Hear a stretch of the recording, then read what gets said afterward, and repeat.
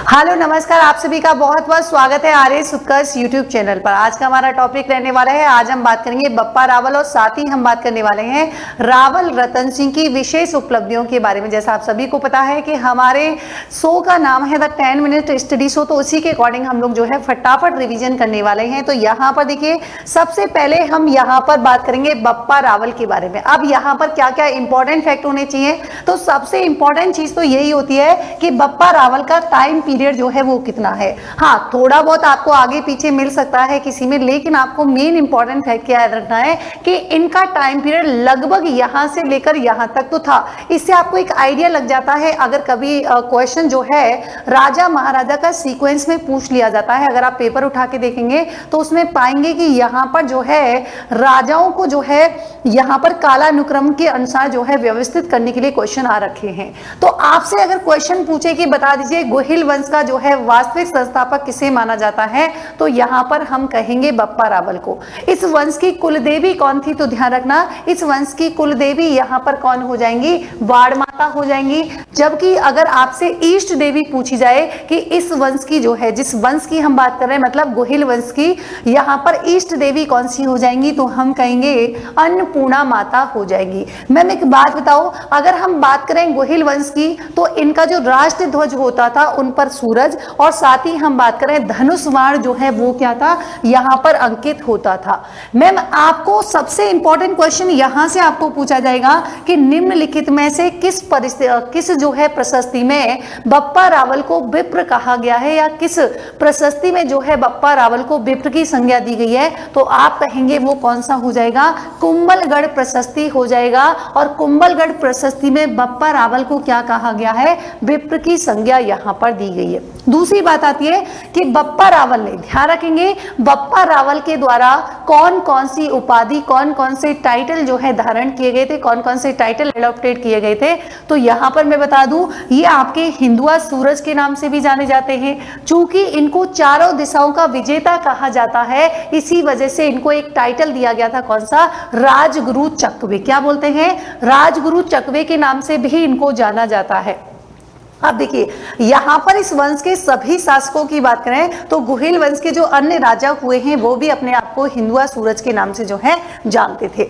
जबकि हम डॉक्टर गौरी शंकर हीरा चंद्र ओझा के अनुसार बात करें तो यहाँ पर माना जाता है कि जो रावल बप्पा जो थे उनका वास्तविक नाम यहाँ पर क्या हो जाएगा, काल भोज हो जाएगा। और काल भोज जब उनका वास्तविक नाम था, इसका मतलब बप्पा रावल की उपाधि जो है इन्होंने क्या की थी, यहाँ पर धारण की थी। देखिए, ये जो है मुस्लिम सेना को हराते हुए कहां तक पहुंच जाते हैं, गजनी तक पहुंच जाते हैं। और एक नाम आपने सुना होगा, सीबी वैद्य। सीबी वैद्य ने जो है बप्पा रावल को क्या बोला है, फ्रांसीसी सेनापति कहा है, मतलब चार्ल्स मार्टेल जो है इसे कहा है। अब आपको क्वेश्चन पूछा जा सकता है कि चार्ल्स मार्टेल जो है वो किसे कहा गया है, बप्पा रावल को। किसने कहा है, तो सीबी वैद्य ने कहा है।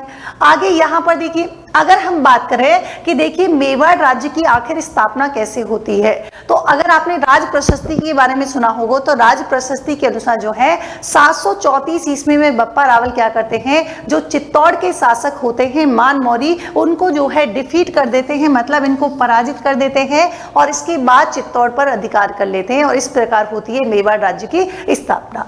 दूसरी इंपॉर्टेंट बात जो यहाँ पर आपसे क्वेश्चन पूछा जाता है कि बप्पा रावल ने जो है किसको अपनी राजधानी बनाया था, नागदा को बनाया था। या फिर क्वेश्चन पूछा जाएगा कि नागदा को किसने बनाया, तो बप्पा रावल ने। बप्पा रावल ने किसे बनाया, तो आप कहेंगे नागदा को बनाया। एक नाम आपने बहुत ही सुना होगा जब हम कल्चर पढ़ते हैं, मुहड़ोत नैन्सी और कर्नल जेम्स टॉड के अनुसार ऐसा माना जाता है कि जो बप्पा रावल हुआ करते थे वो हरित ऋषि के क्या थे, यहाँ पर शिष्य हुआ करते थे।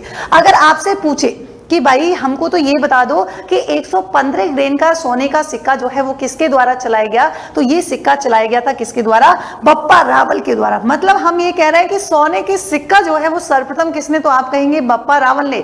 और एक दूसरा इंपॉर्टेंट क्वेश्चन बनता है कि निम्नलिखित में से किस व्यक्ति ने या किस शासक ने जो है एक लिंग जी के मंदिर की स्थापना की थी, वो भी कैलाशपुरी में। तो पहली बात तो एक लिंग जी का मंदिर जो है वो कहां पर है, कैलाशपुरी, यानी हालांकि उदयपुर में है। दूसरा इंपॉर्टेंट क्या है, किसने किया, तो बप्पा रावल ने किया है।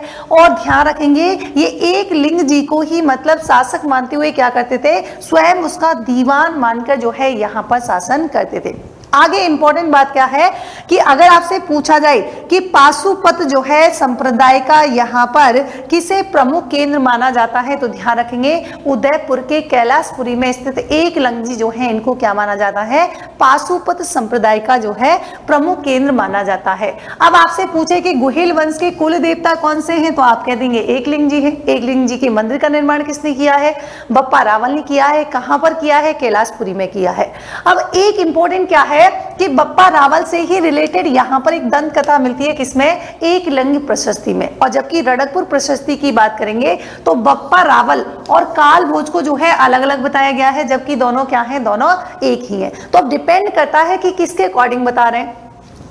बप्पा रावल की समाधि आपसे पूछी जाए तो देखिए कैपिटल भी नागदा को बनाया है और इनकी समाधि जो है वो कहां पर है, वो भी नागदा में है, जिससे बप्पा रावल के मंदिर के नाम से जाना जाता है। यहां पर नेक्स्ट देखिए, नेक्स्ट आता है हमारे अगला शासक जो कि काफी इंपॉर्टेंट है, जहां से इंपॉर्टेंट क्वेश्चन आते हैं।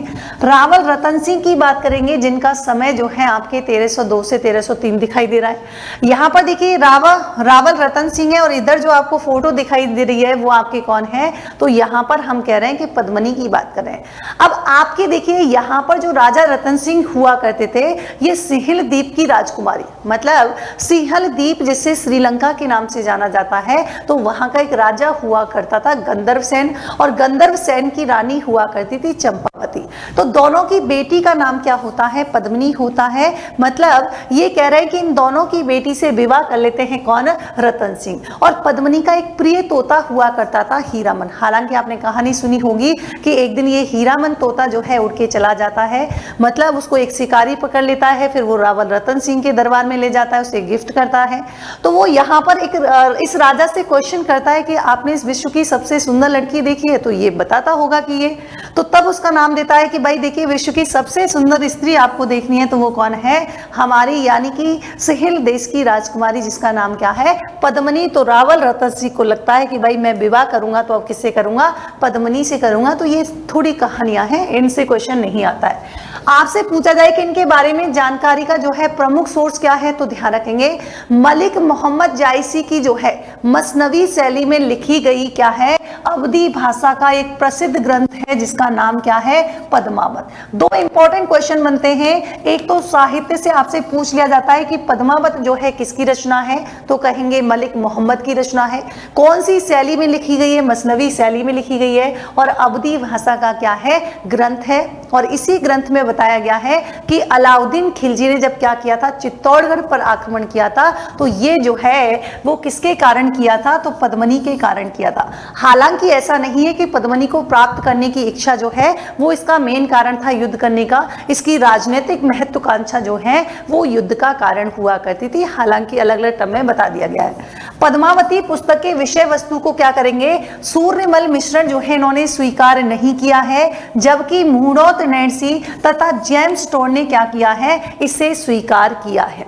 अगर आप बात करें कि देखिए यहाँ पर इसके दरबार में एक व्यक्ति रहता था जिसे हम राघव चेतन के नाम से जानते हैं, और यही क्या करता है, जब रावल रतन सिंह अपने दरबार से इसको निकाल देता है तो ये पहुंच जाता है अलाउद्दीन खिलजी के दरबार में, और वहां पर जो है यहाँ पर विशेष सौंदर्य की बात करता है पद्मिनी की, ताकि ये युद्ध का कारण बने। दूसरी बात क्या है कि खजाइन उल फतह पुस्तक की बात करेंगे तो अलाउद्दीन खिलजी के जो है चित्तौड़ आक्रमण की क्या मिलती है, इससे जानकारी मिलती है, ये भी आपको ध्यान रखना है। फिर बात करते हैं कि देखिए 28 जनवरी 1303 को क्या हो जाता है, अलाउद्दीन खिलजी जो है वो दिल्ली से चित्तौड़ की तरफ जाते हैं, और इसी के साथ ही 26 अगस्त 1303 को क्या कर लेते हैं, चित्तौड़ पर अधिकार कर लेते हैं। इसी समय होता है चित्तौड़गढ़ का प्रथम और राजस्थान का क्या होता है, दूसरा शाखा होता है, जिसमें केसरिया का नेतृत्व किसके द्वारा किया गया, रावल रतन सिंह के द्वारा किया गया। और ऐसी मान्यता है, ऐसी कहावत है कि रानी पद्मावती ने जो है क्या किया था, 1600 महिलाओं के साथ जो है यहाँ पर जौहर कर लिया था। और इसी के साथ ही इस संघर्ष में दो मेवाड़ी सरदार हुआ करते थे, कौन से, गोरा और बादल, जो क्या हो जाते हैं, वीर गति को प्राप्त हो जाते हैं। रतन सिंह के सेना सेनापति गोरा और बादल की बात करें तो ये पद्मिनी के काका और भाई थे। ये क्वेश्चन नहीं पूछा जाएगा, बस थोड़ा सा वैसे ही पता होना चाहिए, नाम याद रखना है गोरा और बादल। गोरा बादल पद्मिनी चौपाई की बात करें तो ये वेरी वेरी इंपॉर्टेंट कि इसकी रचना किसके द्वारा की गई है। तो गोरा और बादल की बात करेंगे तो देखिए हेमरतन सूरी ने क्या किया है, इसकी रचना की है। आगे देखिए, आगे यहाँ पर हम बात करें कि जब चित्तौड़ पर विजय प्राप्त कर लेता है अलाउद्दीन खिलजी, तो अलाउद्दीन खिलजी के पुत्र का नाम हुआ करता था खिज्र खां। तो खिज्र खां जो है इसी को क्या किया जाता है, चित्तौड़ का प्रशासक नियुक्त किया जाता है और अपने पुत्र के नाम पर ही चित्तौड़ का नाम कर दिया जाता है खिजराबाद। और खिज्र खां ने क्या किया, गंभीरी नदी जो थी इस पर क्या कर देता है, एक पुल का निर्माण भी कर देता है। ये भी आपको ध्यान रखना है। युद्ध में जब विजय हो जाता है तो विजय के बाद यहाँ पर खिज्र का क्या करता है, चित्तौड़गढ़ की तलहटी में एक मकबरा बनवाता है जिसमें 1310 का क्या बना हुआ है, फारसी भाषा का शिलालेख लगा हुआ है। ये भी आपको ध्यान रखना है, जिसमें अलाउद्दीन खिलजी को संज्ञा दी गई है ईश्वर की छाया के रूप में। इसे दूसरा सिकंदर बताया गया है और साथ ही साथ संसार का जो है रक्षक उपनाम से इसमें उल्लेख किया गया है। खिज्र खां की बात करेंगे तो ये 1311 ईस्वी तक जो है चित्तौड़गढ़ में रहता है और उसके बाद ध्यान रखेंगे जालौर के कानड़ देव का भाई जो मालदेव सोनगरा है, जिसे मूछाला मालदेव के नाम से भी जाना जाता था, एवं बनवीर सोनगरा को क्या करता है, चित्तौड़गढ़ के जो है प्रशासक रहते हैं इसके बाद। और इसी के साथ ही हम बात करें कि देखिए जब अलाउद्दीन खिलजी ने जब चित्तौड़ पर आक्रमण किया था तो इस समय जो प्रसिद्ध इतिहासकार हैं अमीर खुसरो जो है क्या है, इनके साथ थे। अलाउद्दीन खिलजी के द्वारा 30,000 से अधिक आम नागरिकों का कत्लेआम किया गया, जिसका उल्लेख कहाँ मिलता है, तो अमीर खुसरो ने किया है। अब इंपॉर्टेंट क्या है कि रतन सिंह रावल शाखा का क्या था, अंतिम शासक था। और ध्यान रखेंगे ये रावल उपाधि धारण करने वाला जो है मेवाड़ का अंतिम शासक था।